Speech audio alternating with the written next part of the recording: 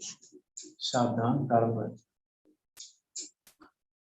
ओम नमः सिद्धेभ्यः। नमो अरिहन्ताणं नमो सिद्धाणं नमो आयर्याणं नमो वज्रायाणं नमो लोहे सव्यसाहुणं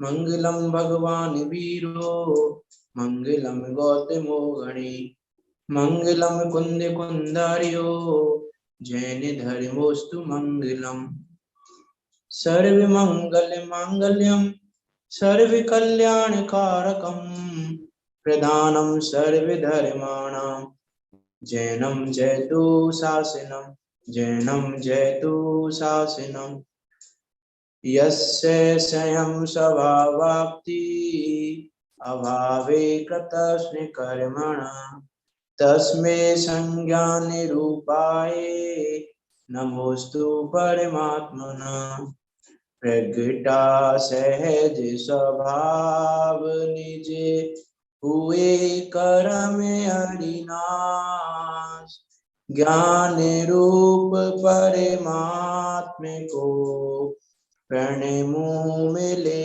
प्रकाश प्रणमु मिले प्रकाश। आचार्य पूज्य पाद स्वामी द्वारा विरचित यह इष्टोपदेश नामक ग्रंथ जो कि 51 गाथा वर्णबद्ध है और इष्ट का उपदेश दे रहा है, हमें अपना ज्ञान दिखा रहा है।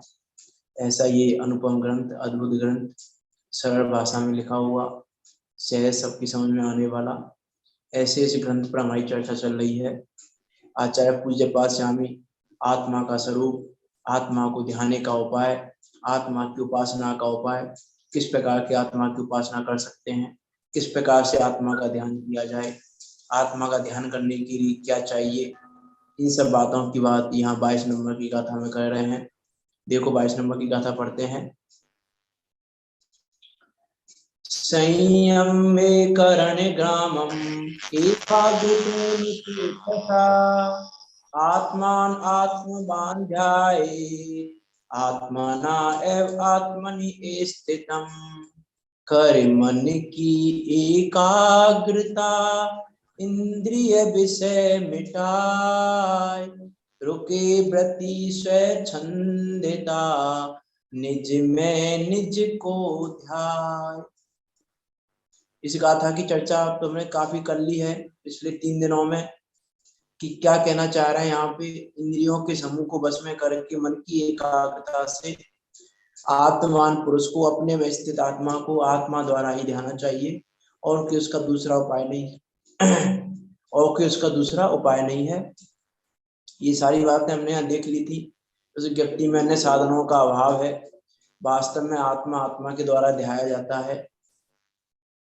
देखो हमने टीका पढ़ ली थी, इसकी टीका में भी थोड़ी सी बात यदि हम करें तो कल हमने बात कर ली थी स्वस्थ होने की भी, कि स्वयं स्थित होना, क्योंकि प्रत्येक द्रव्य, प्रत्येक वस्तु अपने अपने में स्थित है।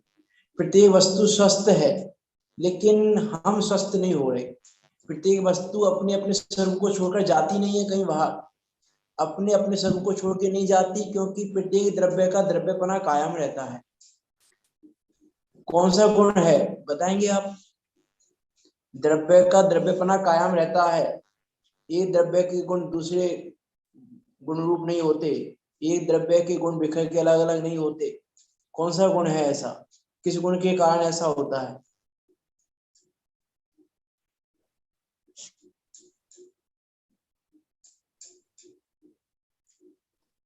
आप बताएं कोई। चलो मैं बात करता हूँ आगे। देखो अगुण अगुत्व नाम के गुण के कारण ऐसा होता है ना, द्रव्य में द्रव्यपना कायम रहता है, अर्थात प्रत्येक द्रव्य अपने अपने स्वरूप में स्थित रहता है, उसके गुण बाहर नहीं जाते। अंकल जी आप म्यूट कर लें, वो कुछ डिस्टर्बेंस आ रहा है। तो यहाँ पर कल वही कहा था कि सभी पदार्थों को स्वरूप मात्र ही आधार है, क्योंकि सभी अपने अपने स्वरूप में स्थित होते हैं। इसीलिए इंद्रिय विषयों से इंद्रिय विषयों को रोककर संयम को धारण करके उस एकाग्र पने से उस एक को अर्थात विवक्षित आत्मा का अवलंबन लें, उस आत्मा को अपना विषय बनाएं। उसके बाद यहाँ पे बात आई थी लास्ट में, एक तो देखो यहाँ पे अनगा धर्मामृत का भी रेफरेंस लिया था, ठीक है, हमने पढ़ लिया, इसलिए मैं बीच बीच में एक के दो लाइनों में जहाँ कुछ कहना है वो कह के बात को आगे कर रहा हूँ, क्योंकि चर्चा काफी हो चुकी है इसके संदर्भ में।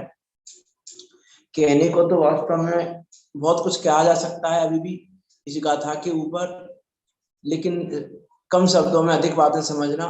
क्या कह रहे हैं यहाँ पे देखो, अनगा धर्मामृत में कहा है कि उसको श्रुत ज्ञान द्वारा ग्रहण करके संवेदन द्वारा अनुभव करना, जो श्रुत ज्ञान का अवलंबन नहीं लेता वह आत्म स्वभाव के विषय में गड़बड़ा जाता है। तो श्रुत ज्ञान का अवलंबन नहीं लेता, इसका क्या अर्थ है कि श्रुत ज्ञान तो मति श्रुत ज्ञान तो है ही, मति श्रुत ज्ञान तो है, लेकिन श्रुत ज्ञान का अवलंबन किस प्रकार से ले रहा है, अर्थात एक तो देखो यहाँ दो अर्थ हो सकते हैं इसके, एक तो श्रुत का ज्ञान अर्थात जिन श्रुत का ज्ञान जो शास्त्रों का अवलंबन नहीं लेता, जो तत्वाभ्यास का अवलंबन नहीं लेता, जो तत्व विचार का अवलंबन नहीं लेता, वह आत्म स्वभाव के विषय में गड़बड़ा जाता है, आत्म स्वभाव के विषय में उससे गड़बड़ी हो जाती है। इसीलिए श्रुति ज्ञान का अवलंबन लेना, और श्रुति ज्ञान कहीं कोई श्रुत रूप तो नहीं हो रहा है, मति श्रुति ज्ञान की बात करें तो सम्यक रूपी श्रुति ज्ञान का अवलंबन लेकर आत्म स्वभाव के विषय में वस्तु को सही रूप से समझना, ऐसा अनगा धर्मामृत में कहा है। अब श्रुति ज्ञान का अवलंबन लेना अर्थात श्रुति ज्ञान को इंद्रियों में नहीं दौड़ाना। एक और अर्थ उसका देखें यदि कि श्रुति ज्ञान का अवलंबन नहीं लेता वह आत्म स्वभाव के विषय में गड़बड़ा जाता है, अर्थात श्रुति ज्ञान का अवलंबन लेना, श्रुति ज्ञान को इंद्रियों में नहीं दौड़ाना, इंद्रियों के विषयों में नहीं दौड़ाना, उस श्रुति ज्ञान का अवलंबन लेकर उस आत्मा का अवलंबन लेना। श्रुति ज्ञान का अवलंबन अर्थात उस श्रुति में कही गई आत्मा का अवलंबन, जो उसका अवलंबन नहीं लेता है वह आत्म स्वभाव के विषय में गड़बड़ा जाता है। समाधि शतक श्लोक में कहा है कि मैं इंद्रिय के विषयों से अपने को हटाकर अपने में स्थित ज्ञान स्वरूप तथा परमानंदमयी आत्मा को आत्मा द्वारा प्राप्त हुआ हूँ, अर्थात आत्मा को आत्मा द्वारा प्राप्त हुआ हूँ। आत्मा को प्राप्त करने के लिए हमें अन्य किसी की आवश्यकता नहीं है, और आत्मा को कौन ध्याएगा तो ध्यान करेगा, अर्थात ध्यानहीन पुरुष आत्मा को प्राप्त नहीं कर पाएंगे। इसीलिए यहाँ आत्मा की प्राप्ति का उपाय बता रहे हैं कि आत्मा की प्राप्ति के लिए आत्मा को ध्यान पड़ेगा, और आत्मा को ध्यान का क्या उपाय है, क्योंकि बिना ध्यान के आत्मा की प्राप्ति संभव नहीं है। संभव है क्या बिना ध्यान के? कि नहीं, बिना ध्यान के आत्मा की उपलब्धि संभव नहीं है। देखो उसमें परमानंद स्रोत में, परमानंद स्रोत जो है उसमें एक श्लोक है, आनंदम ब्रह्मणो रूपम निज देह व्यवस्थितम ध्यानहीना न पश्यन्ति जात्यंधा इव भास्करम। वहां पे ऐसा कहा जैसे जन्मांध पुरुष जो जन्म से अंधा है वो सूर्य को नहीं जानता है, वैसे जिसके ध्यान रूपी नेत्र नहीं है, ध्यानहीना न पश्यन्ति, जिसके ध्यान रूपी नेत्र नहीं है वह ध्यानहीन पुरुष उस शरीर के भीतर स्थित परमानंद स्वरूप उस परमात्मा उस आत्मा के स्वरूप को नहीं जान पाते हैं। आत्मा के स्वरूप को जानने के लिए भी हमको आत्मा को ध्यान की आवश्यकता है, और वो आत्मा का ध्यान करने के लिए क्या चाहिए? फिर वही बात है कि आत्मा को ध्यान के लिए क्या चाहिए कि आत्मा को ध्यान की कुछ भी नहीं चाहिए, बस स्व संवेदन है जो सदा काल है, तीनों सदा काल है, हर द्रव्य हर क्षेत्र हर काल में है, हर क्षेत्र में हर काल में है, ना उसको क्षेत्र की अपेक्षा है, ना काल की अपेक्षा, ना अन्य कोई अपेक्षा है। तो भाई यहाँ पर कह रहे हैं, देखो आगे क्या कह रहे हैं, देखो ये भजन आता है ना, वो ये शाश्वत सुख का प्याला कोई पिएगा क्षय संभाला, ऐसा ही है क्या भजन? कोई पिएगा संयोग वाला कोई पिएगा शरीर वाला, कि नहीं, ना क्षय लिखा, ना संयोग लिखे, ना शरीर लिखा, ना अन्य कोई बातें लिखी, क्या लिखा वहां पे, ये शाश्वत सुख का प्याला कोई पिएगा अनुभव वाला, वो कोई पिएगा अनुभव वाला, कोई पिएगा संवेदन वाला। वो स्वयं संवेदन सदाकाल है और वही सातों सुख के इस प्याले को पी पाएगा। देखो भावार्थ पे चलते हैं, फिर अगली गाथा की तरफ बढ़ना है हमको आज। प्रथम देखो पेज नंबर है इसका, पेज नंबर बता देता हूं मैं आपको, पेज नंबर है 57, भावार्थ है 22 नंबर की गाथा का। प्रथम श्रुत ज्ञान द्वारा आत्मा को जानना, आत्मा को जान लिया, काम हो गया। बताइए, यहाँ कह रहे हैं प्रथम श्रुत ज्ञान द्वारा आत्मा को जानना, तो आत्मा को जानने पे तो काम हो जाना चाहिए ना। फिर ये पश्चात शब्द क्यों लिख रहे हैं, आगे कुछ और क्यों कह रहे हैं पंडित, ये आचार्य? जानने से कुछ नहीं होने वाला। क्या? जानने से काम नहीं होगा। जानने से काम नहीं होगा तो किससे होगा काम? काम तो जानने से ही होगा। आत्मा में एकाग्रता। हाँ, तो एकाग्रता भी जानने से आएगी ना। तो प्रथम श्रुति ज्ञान द्वारा आत्मा को जानना, फिर उसके बाद तो देखो यहाँ एक अर्थ ये ले सकते हैं हम कि हमने अपने श्रुति ज्ञान से शास्त्रों को पढ़कर जान तो लिया आत्मा कैसा है, आत्मा ज्ञान स्वभावी है, आत्मदर्शन स्वभावी है, लेकिन अनुभव नहीं किया। तो आत्मा को जानना, पहले तो आत्मा को जानना, आत्मा का स्वरूप जानना कि आत्मा का क्या स्वरूप है, आत्मा कैसा है, उस आत्मा का स्वरूप जानना। अब आत्मा के स्वरूप को जानने के बाद क्या करना है कि आत्मा का अनुभव करना। आत्मा को जान तो लिया, मैं आपसे पूछूं आत्मा कैसा होता है, आप बता दोगे कि आत्मा कैसा है, ज्ञान स्वभावी है, आत्मा दर्शन स्वभावी है, आत्मा अनंत सुख स्वभावी है, तीनों लोगों को जाने देखने वाला है, नित्य है, देह प्रमाण है, आप बहुत सारे विशेषण बता दोगे। तो आत्मा को जानते हैं कि नहीं जानते हम? कि जानते हैं हम, तो सात तत्वों को भी जानते हैं, हम तो सात तत्वों को जानते हैं, 6 द्रव्यों को जानते हैं, हम सब चीजें जानते हैं। तो कह रहे जान तो ली, लेकिन उसका अनुभव किया कि नहीं किया, उसके बारे में समझा कि नहीं समझा। तो वो अर्थ है यहाँ पे, प्रथम श्रुति ज्ञान द्वारा आत्मा को जानना, पश्चात आत्मा में एकाग्र होने से। अब जब आत्मा का अनुभव करोगे तो आत्मा में एकाग्र होगे, एकाग्र होने से इंद्रियों की बाह्य प्रवृत्ति स्वयं रुक जाएगी, अर्थात उनकी स्वच्छंद प्रवृत्ति का नाश होगा। अब ये स्वच्छंद प्रवृत्ति का नाश कैसे होगा? कल मैंने ये प्रश्न आपके लिए छोड़ा था, आप में किसी ने विचार किया हो तो बताएं कि ये बाह्य प्रवृत्ति स्वयं कैसे रुकेगी और स्वच्छंद प्रवृत्ति का नाश कैसे होगा, उसके लिए क्या करना पड़ेगा? कल लास्ट में मैंने बोला था एक प्रश्न का उत्तर ढूंढना आप। संवेदन द्वारा, स्व संवेदन द्वारा किस प्रकार से?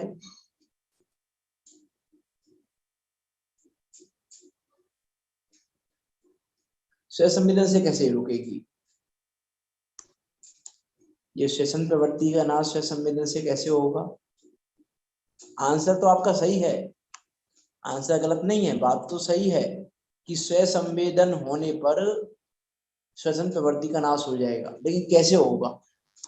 स्वच्छंद प्रवृत्ति का नाश किस प्रकार से होगा? यहाँ कह रहे हैं आत्मा में एकाग्र होने से इंद्रियों की बाह्य प्रवृत्ति स्वयं रुक जाएगी, अर्थात उनकी स्वच्छंद प्रवृत्ति का नाश होगा।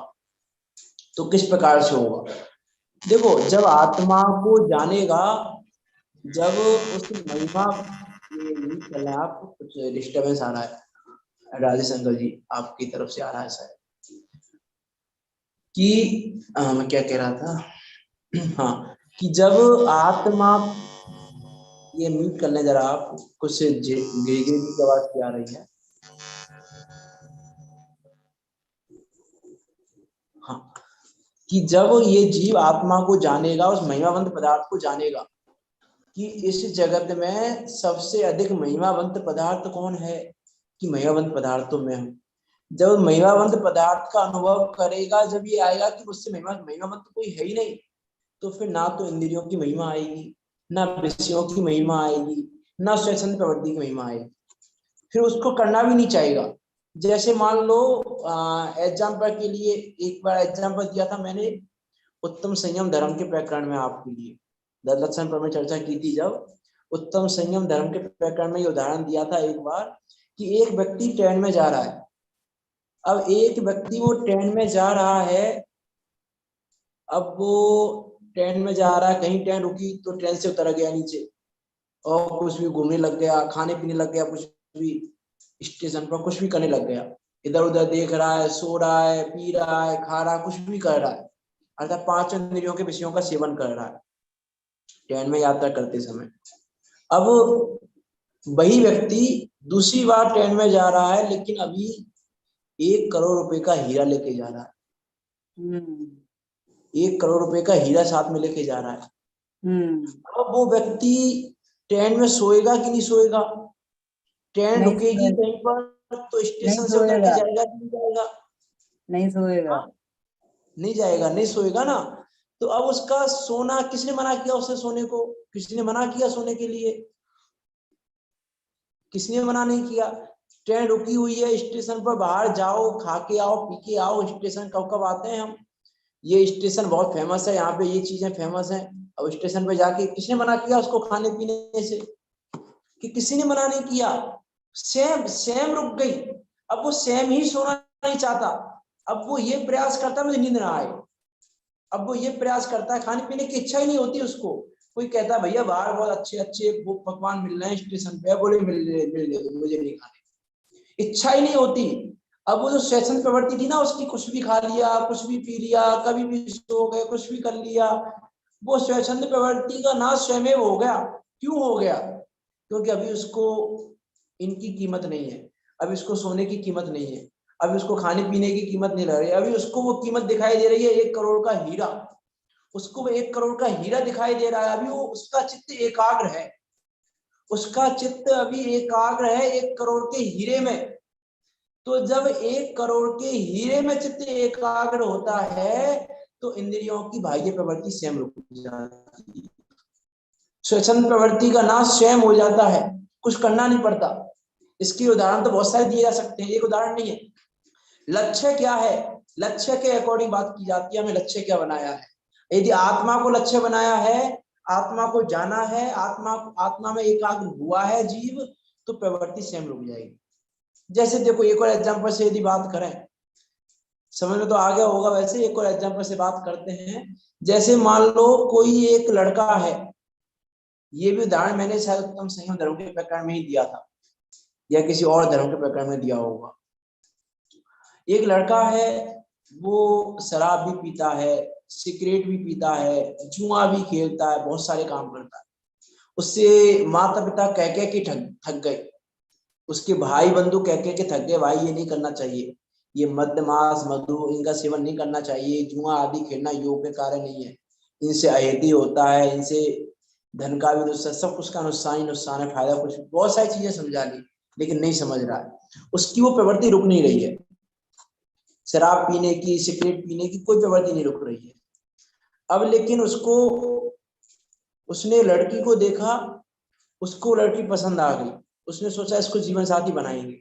लेकिन उसने तो लड़की के बारे में पता किया तो लड़की को शराब पीने वाला पसंद नहीं है, लड़की को जुआ खेलने वाला पसंद नहीं है, लड़की को सिगरेट पीने वाला पसंद नहीं है, और उसको लड़की पसंद आ गई। अब बताओ वो छोड़ेगा कि नहीं छोड़ेगा? शराब पीना, सिगरेट पीना, जुआ खेलना, कि छोड़ देगा? अब किसने कहा उससे? अभी तक तो माता पिता कह रहे थे, भाई बंधु कह रहे थे छोड़ दे छोड़ दे छोड़ दे, तो नहीं छोड़ रहा था। और अब क्या हुआ कि उसका चित्त एकाग्र हो गया है उस लड़की में, उसका मन अभी वहां लगा हुआ है, तो उस लड़की में जो लगा हुआ है, तो उसको अब जुआ खेलने की इच्छा नहीं हो रही, उसको शराब पीने की इच्छा नहीं हो रही, उसको सब छूट गया, किसी ने मना नहीं किया। वो बाह्य प्रवृत्ति स्वयं रुक जाती है, उनकी स्वच्छंद प्रवृत्ति का नाश होगा। कब होगा? जब आत्मा में एकाग्र होगा। एक बात तो ये, यदि इसी लाइन को दूसरे पॉइंट ऑफ व्यू से और सोचें कि स्वाधीन हो गया ना, वो आत्मा में एकाग्र हुआ अर्थात स्वाधीन हो गया। अब स्वाधीन हो गया, उसने वस्तु के स्वतंत्र परिणाम को जान लिया कि पर द्रव्य के अधीन नहीं है मेरा परिणाम।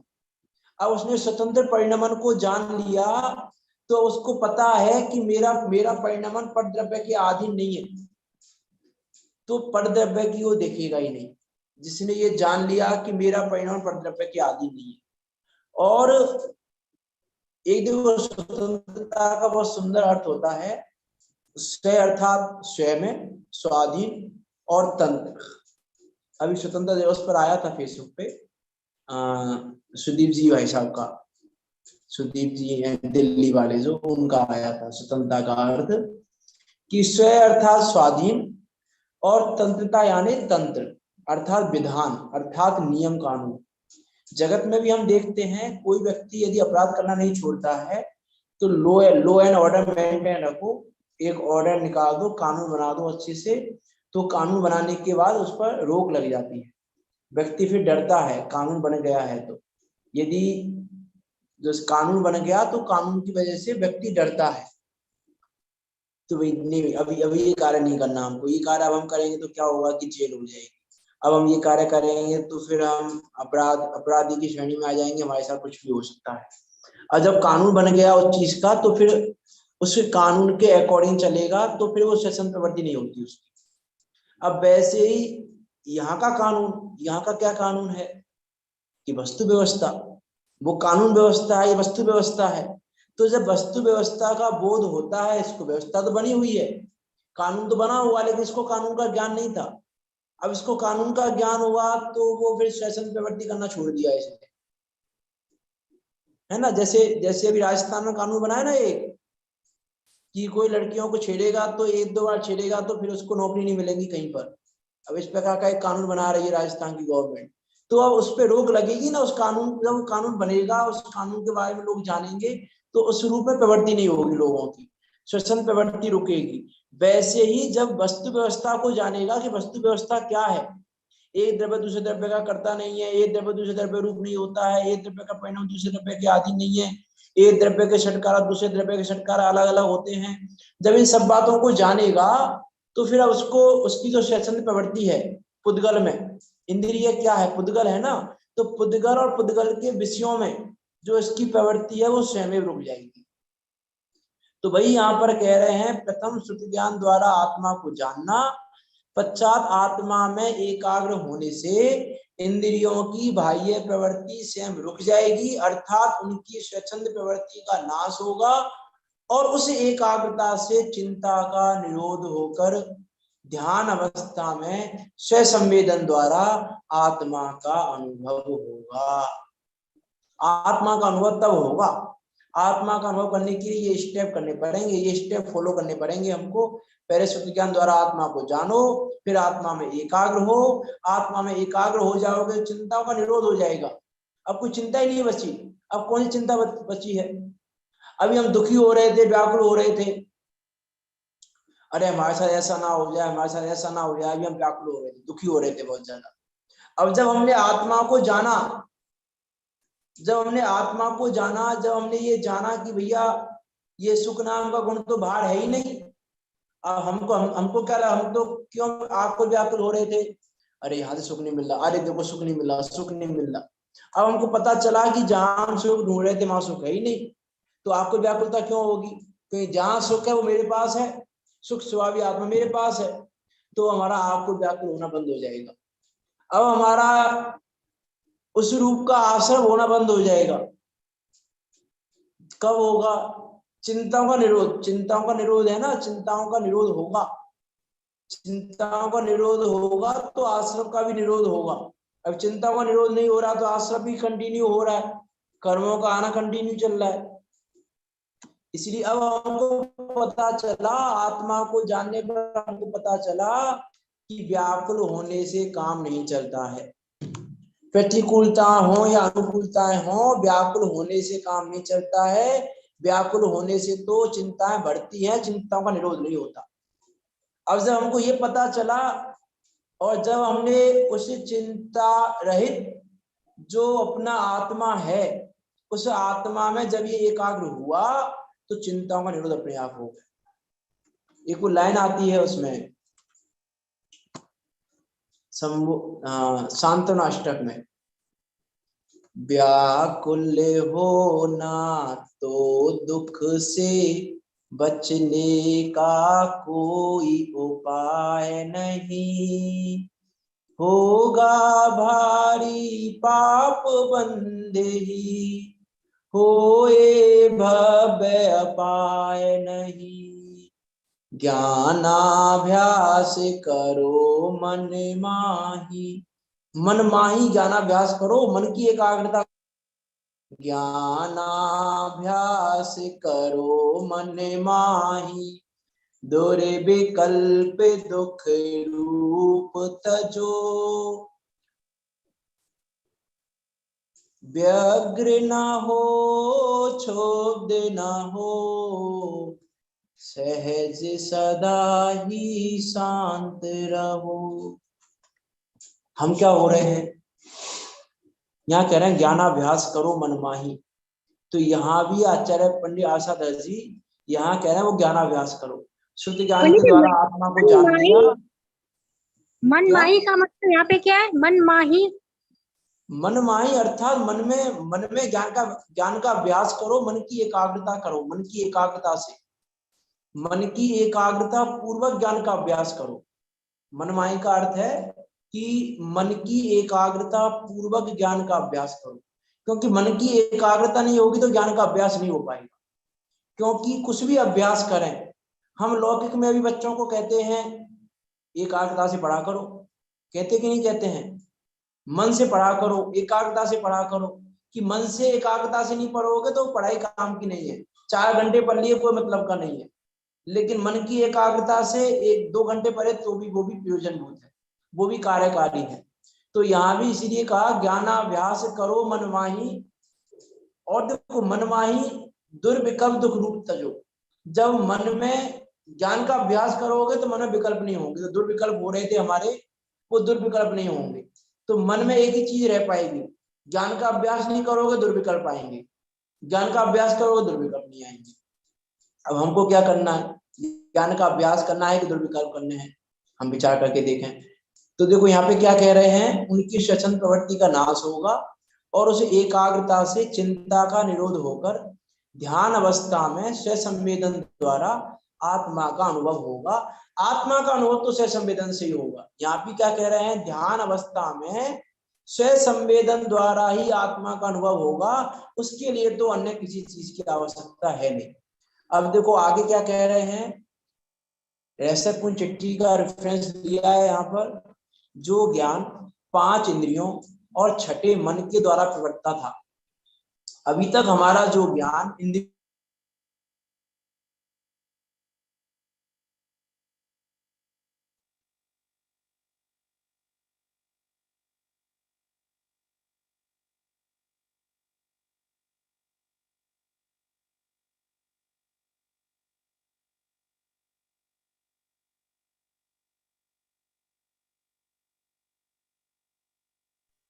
आवाज क्यों चली गई?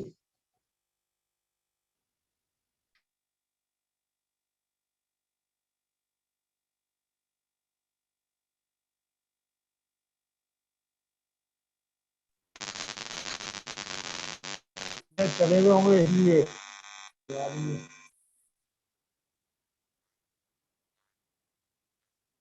आ जाएंगे।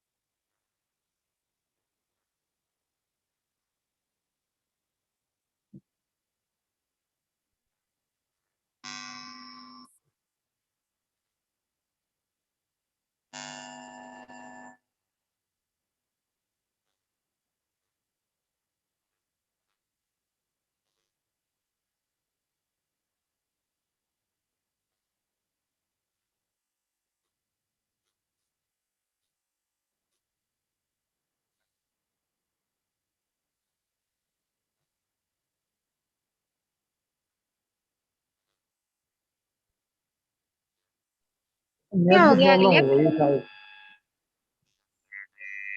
हाँ, नेट की प्रॉब्लम हो गई, लेफ्ट हो गए, फिर दोबारा जुड़े।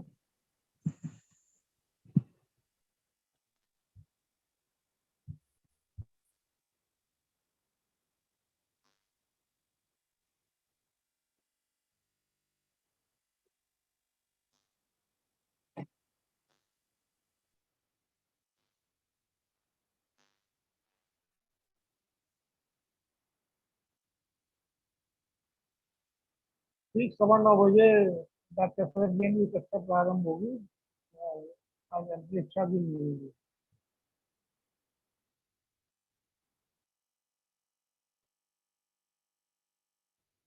हम तो बात करता हूँ।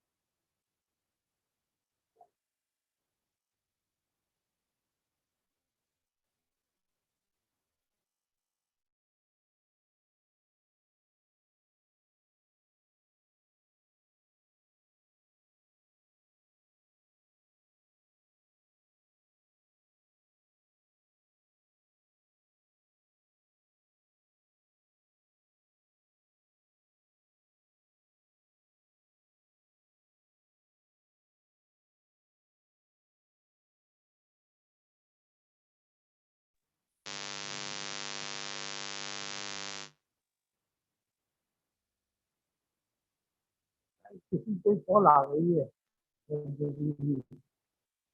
कंपनी वगैरह की।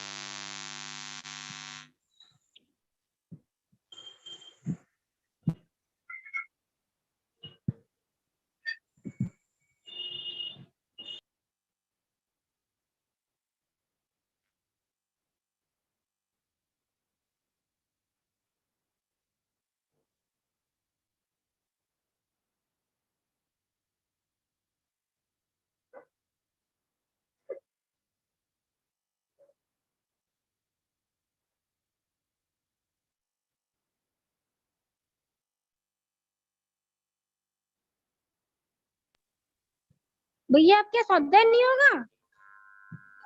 9:15 बजे होगा डॉक्टर सरजन का। ठीक।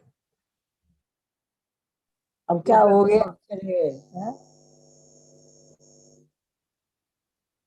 9:15 को होगा उनका।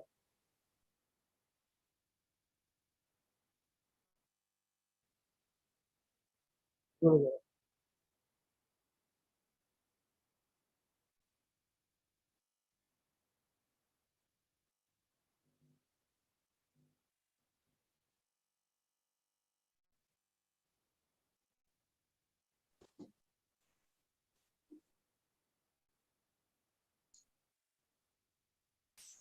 कुछ नेटवर्क इशू हो गया था। डॉक्टर आप समय ले सकते हैं, आज इनकी अपेक्षा कक्षा नहीं लगेगी। हाँ, अपेक्षा की कक्षा नहीं लगेगी, आप समय ले सकते हैं। अच्छा अच्छा अच्छा। दावत का समय अब तो कंटिन्यू करते हैं। ओके, तो क्या बात कर रहे थे हम? हाँ, जो ज्ञान 5 इंद्रियों और छठे मन के द्वारा प्रवर्तता था, वह ज्ञान सब ओर से सिमटकर निर्विकल्प अनुभव में केवल स्वरूप सन्मुख हुआ, क्योंकि वह ज्ञान स्वरूप है। वह एक काल में एक ज्ञेय को ही जान सकता है। कि हमारे ज्ञान की सामर्थ्य इतनी है अभी कि वो एक काल में एक ही ज्ञेय को जान सकता है, एक बार में एक ज्ञेय को जानेगा। तो अब वही ज्ञान जो पहले इंद्रियों को जान रहा था, इंद्रियों के विषय में लग रहा था, अब वही ज्ञान स्वरूप जानने में प्रवृत्ता, स्वरूप जानने में प्रवर्तन किया। तब अन्य को जानना सहज ही बंद हो गया। एक काल में एक ही को जान सकता है।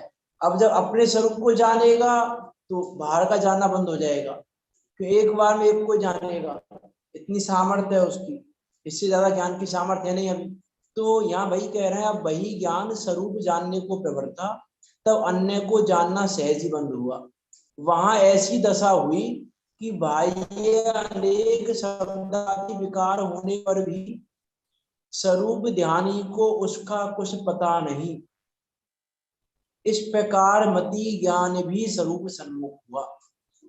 मति ज्ञान भी स्वरूप सन्मुख हुआ और श्रुति ज्ञान भी स्वरूप सन्मुख हुआ, तथा नय आदि के विचार मिटने से श्रुति ज्ञान भी स्वरूप सन्मुख हुआ। इसीलिए जो ज्ञान इंद्रियों मन के द्वारा प्रवर्तता था, वही ज्ञान अब निज अनुभव में प्रवर्तता है, तथापि उस ज्ञान को अतीन्द्रिय कहते हैं। चाहे इंद्रिय मन के द्वारा प्रवर्तता था, जो मति श्रुति ज्ञान है किसके द्वारा प्रवर्तन होता है, कि इंद्रिय मन के द्वारा। परोक्ष ज्ञान है कि कौन से ज्ञान है, मति श्रुति ज्ञान कौन से ज्ञान है?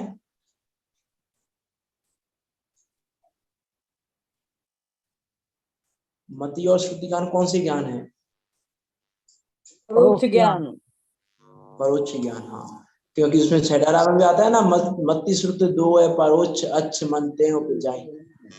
तो यहाँ कह रहे हैं वो ज्ञान इंद्रियों मन के द्वारा प्रवर्तता था, अब वही ज्ञान निज अनुभव में प्रवर्तता है, अब प्रत्यक्ष आत्मा का अनुभव करता है।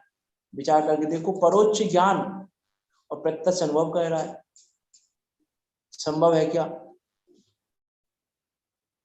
परोक्ष ज्ञान से प्रत्यक्ष ज्ञान के प्रत्यक्ष अनुभव कैसे हो सकता है? हो सकता है कि नहीं हो सकता? हो सकता है श्रुत ज्ञान के द्वारा। लेकिन परोक्ष ज्ञान से कैसे? ज्ञान तो प्रत्यक्ष होना चाहिए ना, तो प्रत्यक्ष ज्ञान से प्रत्यक्ष वस्तु देखने में आएगी। देखो उसके लिए भी जिनागम में, देखो सात बात है ये, जिनागम में उसके लिए भी बहुत तरीके की व्यवस्थाएं हैं कि ज्ञान तो परोक्ष है जब वो इंद्रिय और मन में, यानी बाहर में, जब वो बाहर की वस्तुओं को विषय बनाता है, इंद्रियों मन को और इंद्रिय मन के संबंधी ज्ञेयों को विषय बनाता है, तो परोक्ष जानता है, वो परोक्ष ज्ञान ही है। लेकिन अनुभव प्रत्यक्ष जब अपनी आत्मा को जानता है, उस काल में उसको अनुभव प्रत्यक्ष कहा जाता है, क्योंकि वो आत्मा को प्रत्यक्ष ही जानता है। तो परोक्ष ज्ञान, ऐसा मत समझना कि ज्ञान परोक्ष है तो फिर आत्मा का अनुभव प्रत्यक्ष कैसे होगा। आत्मा का अनुभव प्रत्यक्ष हो रहा है। इसलिए उस दिन भी बात की थी हमने, पिछली गाथा की टीका में, पिछली गाथा की चर्चा में, कि प्रमाण प्रत्यक्ष नहीं है, क्योंकि प्रमाण प्रत्यक्ष ज्ञान से ही होगा। प्रमाण प्रत्यक्ष नहीं होगा आत्मा परोक्ष ज्ञान से, लेकिन अनुभव प्रत्यक्ष हो सकता है। तो यहाँ पर भी अभी जो आत्मा अनुभव में आएगा वो अनुभव प्रत्यक्ष होगा, प्रमाण प्रत्यक्ष नहीं होगा। तो वही यहाँ पर कह रहे हैं कि जो ज्ञान इंद्रिय और मन के द्वारा प्रवर्तता था, वही ज्ञान अब निज अनुभव में प्रवर्तता है, तथापि उस ज्ञान को अतीन्द्रिय कहते हैं। वो मति श्रुति ज्ञान तो इंद्रिय और मन के द्वारा ही प्रवर्तन करता है। अभी मति श्रुति ज्ञान है हमें, लेकिन मति श्रुति ज्ञान तो कैसा है, अच्छ मन तय उपजाई, इंद्रियों और मन के द्वारा ही उपजता है, इंद्रियों और मन के द्वारा ही होता है। लेकिन जब आत्मा का अनुभव करता है वो ज्ञान, तो जो ज्ञान आत्मा का अनुभव कर रहा है उस ज्ञान को अतीन्द्रिय कह दिया जाता है। अतीन्द्रिय है नहीं, ज्ञान तो इंद्रियों मन के द्वारा ही रहा, मति श्रुति ज्ञान, मति श्रुति ज्ञान ही है, मति श्रुति ज्ञान ही है, केवल ज्ञान ही है वास्तव में तो अतीन्द्रिय देखा जाए तो। लेकिन उस ज्ञान को, जब वो ज्ञान जिस समय आत्मा के अनुभव में प्रवर्तता है, उस समय उस ज्ञान को अतीन्द्रिय कहते हैं। अब देखो यही व्यवस्था